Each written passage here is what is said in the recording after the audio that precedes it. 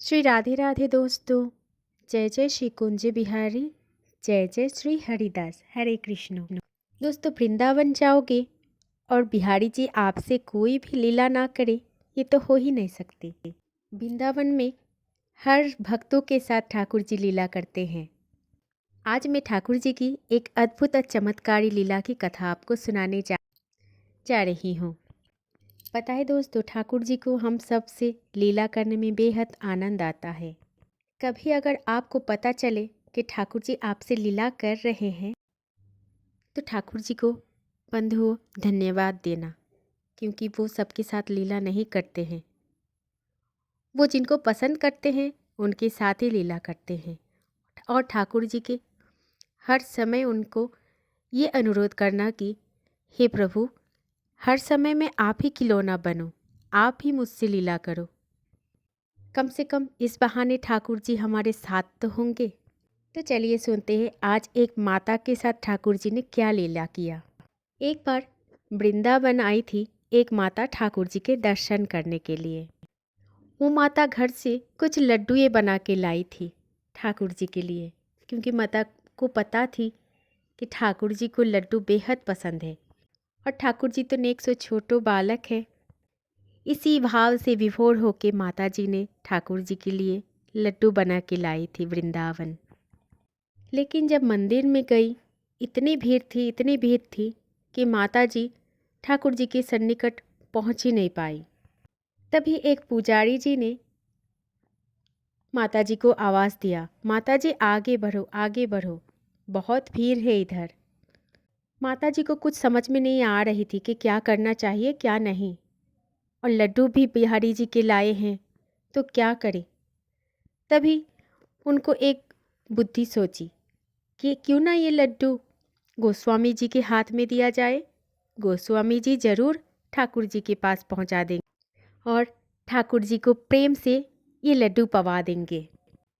ऐसा ही कुछ सोचकर माता जी ने अपने बनाए हुए लड्डू गोस्वामी जी के हाथ पर रख दिया और बोला, गोस्वामी जी ये ठाकुर जी को पवा देना।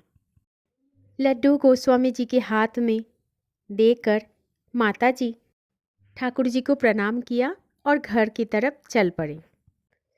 इधर गोस्वामी जी इतना व्यस्त हो गए थे कि ठाकुर जी को वो लड्डू पवाना ही भूल गए। फिर रात को शयन काल में जब गोस्वामी जी गहरी नींद में सो रहे थे, तभी बिहारी जी का दर्शन हुआ। वो सपने में आए और बोले, गोस्वामी तुमने मुझे वो लड्डू क्यों नहीं पवाए। ऐसी बातें सुनकर गोस्वामी जी का आंखें खुल गई और तुरंत आकर बिहारी जी को वो लड्डू पवा दिया। इसके बाद बिहारी जी चले गए थे उस माता के पास जिन्होंने इतने प्रेम से वो लड्डू बनाकर लाई थी। माता को भी उधर स्वप्न में भगवान ने दर्शन दिया, ठाकुर जी ने दर्शन दिया। बोला, मैया तुम्हारे हाथ के लड्डू बहुत स्वादिष्ट थे। अचानक से नींद में ऐसी बातें सुनकर माता जी का नींद टूट गया।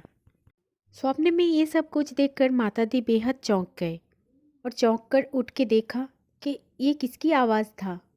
बाहर तो कोई भी नहीं है।